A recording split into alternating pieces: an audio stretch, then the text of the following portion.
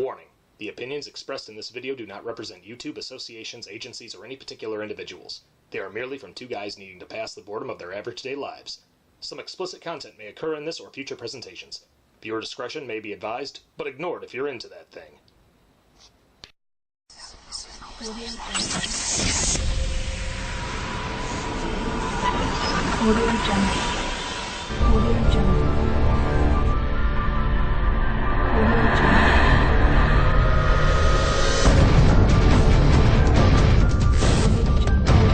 What's up, everybody? I'm Wild Man Wes. I'm the Big Bad Wolf Benny. And welcome to the Wild Wolf Show Shocktoberfest Day 27. This one is a very special episode. This one, I'll admit, we kind of fudged a few facts on our random drawings. You see, one in particular I really wanted to do because today's my brother's birthday. Happy birthday, Eric. Hey, happy birthday. And because I wanted to do this one on your birthday because you were the one who introduced me to this movie, or actually the movie series when I was a kid, especially when it was on Saturday morning anime on Sci-Fi Network. It is Vampire Hunter D. I can always watch this. I swear, it's like one of the... Plus, guys, you get a double feature today because we're doing Vampire Hunter D and we're doing Vampire Hunter D Bloodlust. The follow-up that came probably almost about 20 years after. Something like that. So something like that. You get a twofer. Yep. So I'm going to start off with the premise of the first movie of Vampire Hunter D. It starts off in the distant future where vampires, werewolves, zombies, you name it. Pretty much any kind of supernatural demon, creature, your worst nightmare is pretty much out there walking around. And they're planning to take over. Or they've been trying to anyway. Yeah. And the main villain, Count Magnus Lee, is wanting to take on a bride. And he finds a young girl named Doris. And he embraces her. And throughout the movie, he's trying to... pretty much marry her. Yeah, marry her. Make her part of his family, Mm-hmm. And while that is going on, Doris is trying to find protection so that this doesn't happen. So she gets to the aid of a vampire hunter known as D. He has a weird backstory that they don't really talk about right away until you start hearing a little more conversations between him and other characters throughout the film. And while this is also going on, Doris starts to feel a lot of romantic feelings towards D. D slightly reciprocates them, however, because of the fact that you find out later, he is a Dhampir, which is known as a half-breed. His mother was a human, and his father was a vampire. And Doris's brother Dan, who's a very young kid, wants to be a hero, wants to be a vampire hunter, just like their father. Well, their father was a werewolf hunter, which is, in my book, that's a shame. No, you don't come after my people, but that's okay. Why's it gotta be your people? Are you a wolf? Maybe. Don't you see sideburns? It's alright. No, but anyways, rabble. So, throughout the film, Count Magnus Lee enlists the services of some other bounty hunters on vampire hunters. Hunters and hunters and hunters. Yeah, oh my. Too many. Yeah, too many. I mean, I think we did this before with a film within a film within a film, but oh well. Rabble. Yeah, rabble. So, one of the bounty hunters, Ray, goes around trying to take out Vampire Hunter D and fails miserably. And throughout that whole ordeal, Count Magnus Lee gets a hold of Doris and takes her to his castle to make her his bride. However, Magnus's daughter, Lamika, don't want this going on. She wanted to serve him properly in the House of Lee, but, after some time, and she gets a little upset too, she's thinking, a human getting turned, it's, kind of weakening the bloodline. And then she gets a surprise and finds out that her mother wasn't a purebred vampire either. So she's in the same shoes, so... Dun-dun-dun-dun! Well, to make a long story short, D gets to the castle, he saves the day, saves the girl, and after that, rides off into the sunset, and, yeah. Another day, another dollar. Exactly. So we're going to go right into what we like and what we don't like. Benny, why don't you start this one off? Just the whole style. It's like a Western mixed in with, futuristic sci-fi with twists of supernatural in there. Mm-hmm. It's a cool concept. I like it because it's not just relying on one sound theory. It's all of them kind of together, which I really liked because, especially the first time he storms the castle when you kind of see all like the demonic creatures or supernatural beings. Some of them aren't even, supernatural. They're just called mutants. Mm-hmm. So it's just they were humans that got mutated either through some sort of radiation or just human evolution. So they have some kind of power. So it's kind of cool that they don't just rely on one aspect of it being supernatural, set in the future. It's a little bit of everything, because even his horse is a cyborg horse. Mm-hmm. Yeah, kind of like a quasi steampunk in a way. So it's like a quasi steampunk meets supernatural meets the X-Men. And the one thing that I really loved about it is this movie, or this animated film, was made in 1985, and a lot of the animation style is very, very well put together. It's very ahead of its time. Mm-hmm. If I remember correctly, I believe Sony was part of the sequel, but Toei Animation, that did a lot of things with other animated or Japanese animations like Fist of the North Star, also was involved in some American ports of cartoons such as G.I. Joe. So you can definitely, when you've watched the film, you can kind of see some of those animation qualities. And when you're mentioning about all the different types of mutants and demons, the genre, they got so many different genres mixed into one. They actually took the time to animate each character within very differently. Mm-hmm. Yes, there's no two characters that are very similar. Yeah, I think the only two characters for the '80s, that was very complex. The only two characters that look very, very similar is the Count and Dee, and as we said, they're both come from long, bloodlines of vampires. Because you really don't know, you kind of, like he said, you kind of get a glimpse of who Dee is. And then when he's fighting Count Magnus Lee, Lee kind of realizes who he is the son of. Don't want to spoil it for you because we want you to watch it. You've probably already figured it out. You probably already figured it out, but we're not going to ruin it for you. No. So anyway. And I mean, when you find out that whole situation, that's the only thing I'm going to say that I didn't like about it, because they alluded to it a lot throughout the film. Along. And that's the only thing I can really say bad about it. Now, the only thing we can say about this is the American version of it, so maybe there was some translation lost over from the Japanese version. Mm-hmm. So it's very possible that happened, and this is why, maybe they just worked with what they had. True. And this is what they did. So we're not 100% sure, because, we've obviously watched the Japanese version and the American version, and you have the translations. Again, we don't speak Japanese, so we don't actually know if what they're translating is true, or if they're just taking it from the American version. Yeah, I mean, and apart from that, another good thing that I thought was cool, most of the American or English cast for voiceovers, a lot of names that I wasn't familiar with. However, one of them, little tidbit information,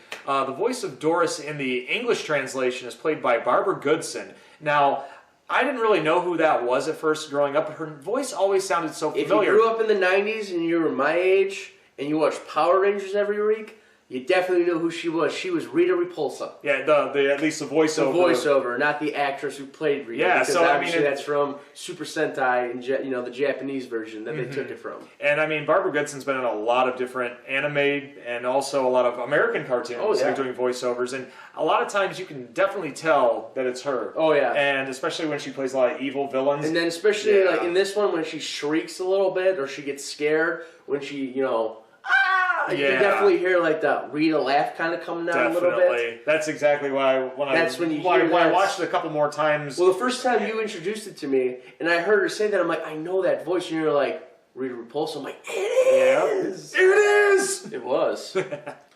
So anyway, that's basically, we gave you the premise. We gave you what we liked.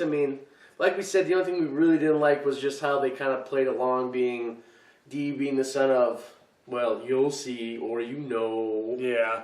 Well, but, apart from that, I guess we better grade this because we got another one to do. We do. A twofer. Why don't you give me your grade first, since, you're the one who introduced me to this, so... Well, for the rewatch value, the animation quality, it's aged well still to this day. For being over 30 years old now, I think the only anime that I like better than this is Berserk, and that's just because Guts is my boy. True. Other than that, I would say just with the little, fart about the wink about who Dee's father is, I would dare say I'm giving it a solid A. I'm going to agree with you 120% because it's just, like you said, it's that little tidbit that I could live with. I'm like, oh, okay, cool. So now I know, no big deal. I kind of knew already. But anyway, it's great. All the fight sequences that Dee has is awesome. Plus... a little side joke too. His left hand has a face on it. I forgot about to put that. That I liked. He's always kind of like mocking him and stuff and like saying stuff. She's like, "Oh, you're walking into a trap," and then they fall into the trap, and he's just like, "I told you so." Not even worried for his or Dee's life. He's like kind of the comedic aspect of it. Yeah, he's definitely which is a very good foil for Dee because Dee's very serious, very quiet. What would you do without me? Don't answer that. When he does talk, he's just trying to get a point across or something. Like when he's talking to Dan, the little brother. Dan's crying at this point because nobody in the town wants to help his sister because they found out that the count bit her. So, he's preparing to turn her. So nobody wants anything to do with her because they don't want to cross the count. And, Dee kind of goes into this, father figure mode and is just like, look, you have to be strong for her. And this is when Dan kind of realizes that, like, he wants to be like Dee. Time to man up. Time to man up. Because he basically says, your sister needs your strength now, not your tears. So it's a very good scene. It shows that Dean can be compassionate. Yeah, because a lot of times when you think about a vampire hunter or some sort of, bounty hunter in a horror film, they're always like stoic and very unemotional. But yeah, so Dee, and that's what Dee comes across as, though. Because he definitely has a voice of reason. Yes. When needed. And it works. So anyway, we're giving this one an A. Well, let's move on to Bloodlust. I'll take this one. Now, this one's not going to be graded as high just because even though it's 20 years later, they kind of use the same setup. The Count comes and steals a beautiful girl, and this time he doesn't bite her, he's not teasing it. He straight up just takes her. So her family is, getting all these vampire hunters together to try to go get her. Because you find out she's a very beautiful, very just nurturing woman. The whole town respects her. She's a very good person. So you find out from her father that he understands that she might be turned, but they just want her body back to give her a proper burial. So he goes along the lines of saying is just bring her back no matter what. So Dee goes out. He finds them. He sees these other hunters that were hired. They take out a bunch of like zombies and stuff for him. They pay their respects. Dee finally catches up with the Count, and basically the Count's like, well, she wants to be with me and all this stuff. So now there's this whole thing, does she actually want to be with the Count? Is she just under some sort of spell? So along the lines, again, they fight a couple times. Dee's taking on all his like other mutants. One of my favorites is Mashira. He's like a werewolf. He's got a mouth where his stomach is. And he's voiced by one of my favorite voice actors of all time, John DiMaggio. Yeah. And if you don't know who John DiMaggio is, Jake the Dog Adventure Time, Bender from Futurama. Fight my shiny metal. He's done so many things. He played the Joker and Batman Under the Red Hood. Yeah, I love that. He's done so many good voiceovers. I dare say he might be the best voiceover actor in this movie. Yeah. That's just my personal opinion. So, of course, they're all fighting and stuff. I'm not going to ruin the ending for you because we don't like you to do that to you guys. We want you to go watch it. We're just trying to give you a basic premise of the movie. Like I said, now I'm just going to jump into why we liked it, why we didn't. Whole thing I didn't like about it is it kind of just like pretty much stole the whole story from the first Vampire Hunter. Yeah, they took basically the same template, but switched a few things around. A few things instead of her meeting Dee before the Count takes her. It's different. It almost seemed like a remake in a way. It pretty much seemed like a remake, which is fine. Yeah. But don't try to play it off as like a sequel or like a follow up to the first one. Yeah. So again, it doesn't hurt the film. It's still watchable. I've watched it many, many times.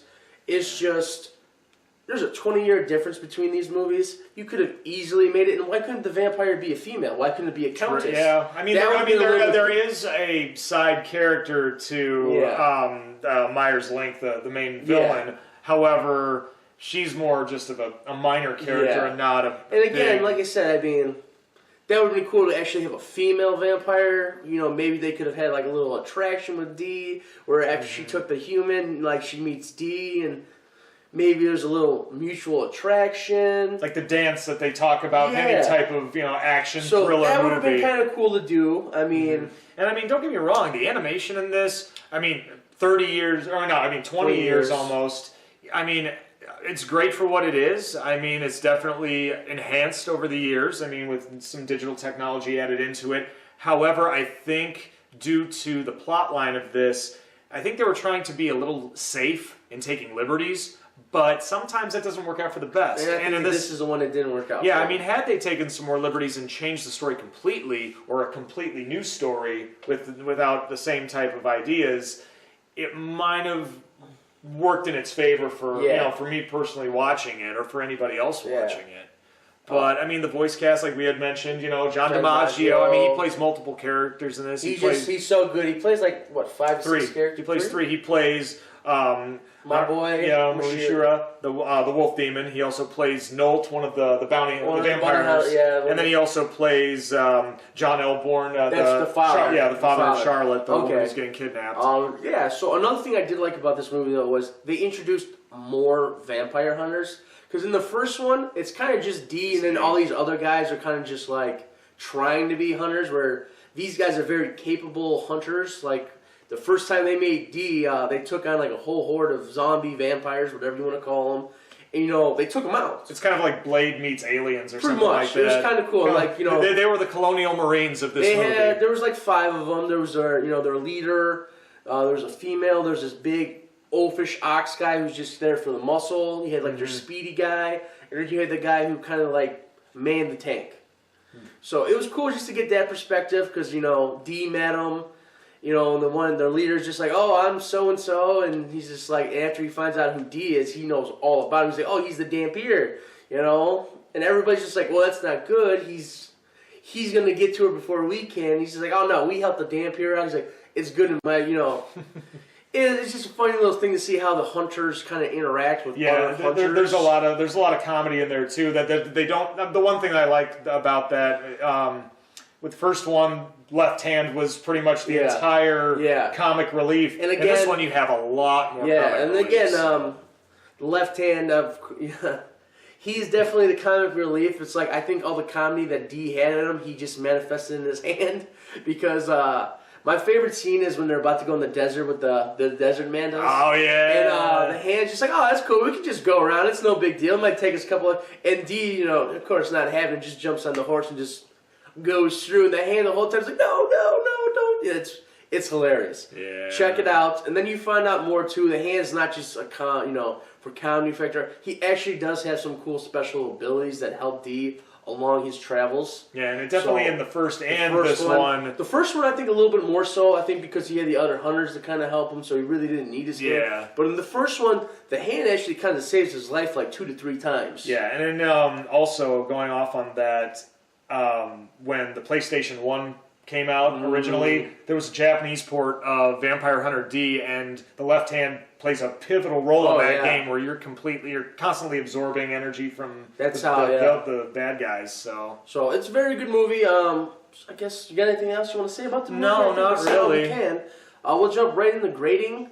This one, like I said, we gave the last one an A, both of us. This one, just because it's the same story, kind of just a little bit of twist on it, I'm going to give this one a B-. And I'm being a little fair on that, because basically, like we said, it should have just been, if you're going to remake it, just name it Vampire Hunter D Remastered or something. Yeah. Instead of like trying to make it a sequel or a prequel or something in between. Yeah, I agree with you on that. I'm going to be a little bit more lenient than you are on this one. I will give it a solid B. I mean, they did try to take some liberties, but not as much as they should have. I would say if it weren't for John DiMaggio voicing a couple different characters and and a lot of the animation quality, because with that being said, like in the 85 version, it has aged well. And even Bloodlust in its ways, it has aged well. It's just the concept Let's just put it this way. If you just jumped into it and you watched Bloodlust, you'd be like, man, this is a pretty cool movie. But then if you watch the original, you'd be like, it's the same movie. So I'm going to go ahead and give it a solid B. And I'll give it a B. Like I said, guys, I'm not dissing the movie. I'm just saying, like, if they would have changed up the storyline a little bit, maybe add, like, the female countess as, like, the main protagonist, would have been cool, would have been different. Plus, I would have liked to see, like I said, maybe there's a little flirtation between her and Dee, being that they're both technically vampires. That actually make it even more interesting. I'm saying, so if anybody out there from Vampire D can hear me, you can make it happen. I don't care. Take my idea. Just make an awesome movie. Yeah. Make another good one. Well, other than that, we hope you enjoyed this episode. As always, like, comment, share, and as always, push the red button. I always love saying that. I'm sure they're probably tired of hearing it, but you know, it's the more people that we can get to subscribe to this channel, the more content we can give to you. And we want to give you more content even after Shocktoberfest is over. Oh, Shocktoberfest is just the tip of the iceberg. This is pretty much showing you what we are capable of and more. And what we're planning to do in the future. Other than that, I want to say once again, happy birthday, Eric. Love you, bro. Hope all's going well. I'm Wildman Wes. I'm a Big Bad Wolf Benny. And we'll see you tomorrow on day 28 of Shocktoberfest on the Wild Wolf Show. See you soon.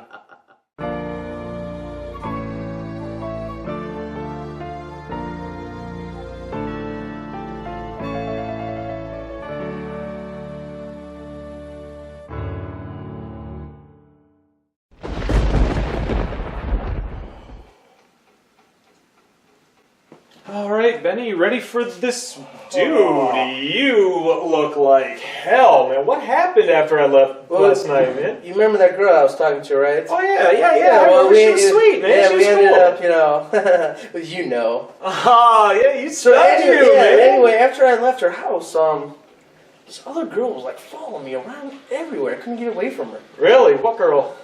I've never seen her before, but like, I mean, she was hot, but like, she was just like weirdly following me everywhere. I mean, there's a couple of times I had to brush past her to get away from her. It was weird. Yeah, it sounds like a stalker alert if you ask me. It's weird though, because, you know, nobody else seemed to notice her but me. Where do I feel like we've, heard about this before? Sounds like a really, really bad horror movie. Yeah, I know, like, I wouldn't even call her a her. It was more like an it, and she just kept following. It follows.